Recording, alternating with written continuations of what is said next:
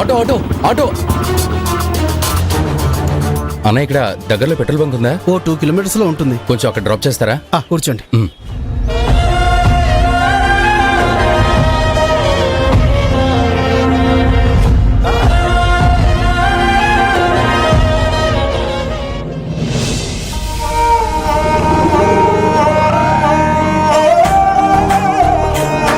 ఆ రోజు మీరు అనవసరంగా కంగారు పడి కొట్టారండి.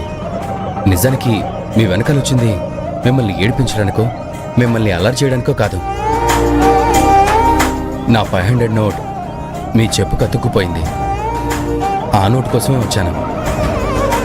మీరేమో నన్ను అపార్థం చేసుకుని చెంప మీద ఒక్కటి పీకారు.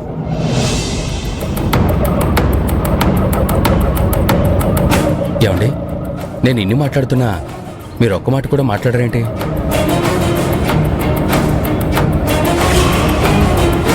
అరే ఏంటండి ఇది? ఒక పక్క నేను గొంతు చించుకొని అరుస్తూనే ఉన్నాను, మీ పాటకి మీరు ఎటో చూస్తే అసలేంటి అర్థం? కనీసం ఇప్పుడైనా రెస్పాండ్ అవ్వండి. ఎంత మాట్లాడినా వేస్ట్. మన కంఠశోష తప్ప ఈవిడి గారు దేకని కూడా దేకట్లేదు.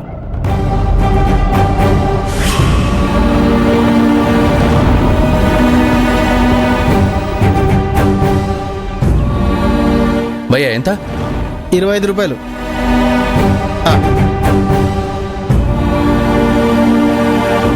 చిల్లర లేదండి.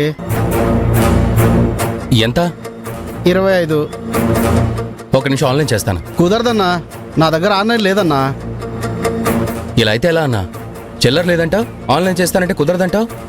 డబ్బులు ఎలా ఇవ్వాలి? దీంట్లో చెరో 25 రూపాయలు తీసుకోండి.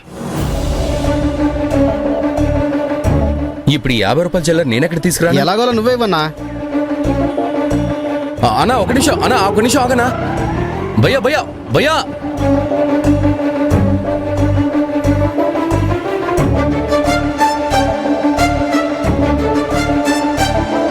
ఒక్క నిమిషం మీరు ఇక్కడ ఆగండి, నేను వెళ్ళి చేంజ్ తీసుకొస్తాను. ఇక్కడ ఆగండి.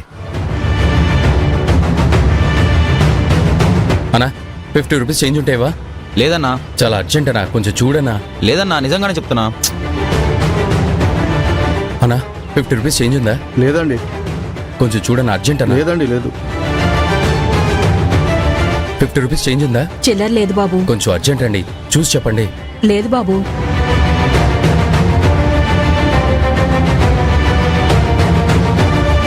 చుట్టుపక్కల అందరినీ అడిగాను, ఎవరూ చేంజ్ లేదన్నారు. ఒక్క నిమిషం అండి, అక్కడ అడిగేసి వస్తాను.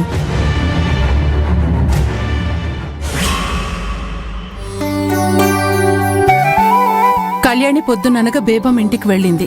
ఇదిగో గంటలోపు పని పూర్తి చేసుకొని వస్తాను అంది. తీరా చూస్తే 2 గంటలైనా రాలేదు. ఎక్కడికెళ్ళిందో ఏం చేస్తుందో. బహుశా పిజ్జా సెంటర్కి ఏమన్నా వెళ్ళిందేమో, ఒకసారి ఫోన్ చేసి కనుక్కోకపోయావా? సరే.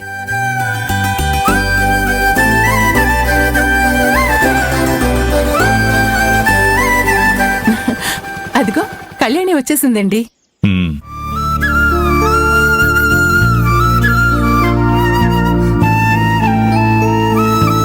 నాన్న, టాబ్లెట్ వేసుకున్నారా? ఇప్పుడే వేసుకున్నానమ్మా.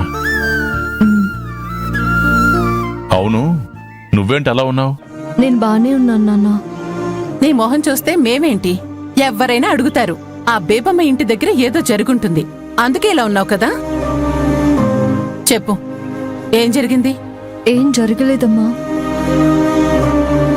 ఏమీ జరగకపోతే నీ మొహం ఏదో పోగొట్టుకున్న దానిలో ఎందుకుంటుంది? నిజం చెప్పు, అసలేం జరిగింది? ఏం చెప్పనమ్మా. ఆ బేబమ్మకిచ్చిన మాట ప్రకారం ఈ ఒక్కరోజు ఆమె ఇంట్లో పనికి వెళితే ఆ బేబమ్మకిచ్చిన మాట నిలబెట్టుకున్న దాన్ని అవుతాను, మన పూరి వల్ల కలిగిన నష్టాన్ని తీర్చిన దాన్ని అవుతాను అని వెళ్ళాను. కానీ నా మీద పగతో రగిలిపోతున్న ఆ బేబమ్మ ఎంతకు తెగించిందో తెలుసా? ఎలాంటి ప్రాబ్లంలో నన్ను ఇరికించిందో తెలుసా?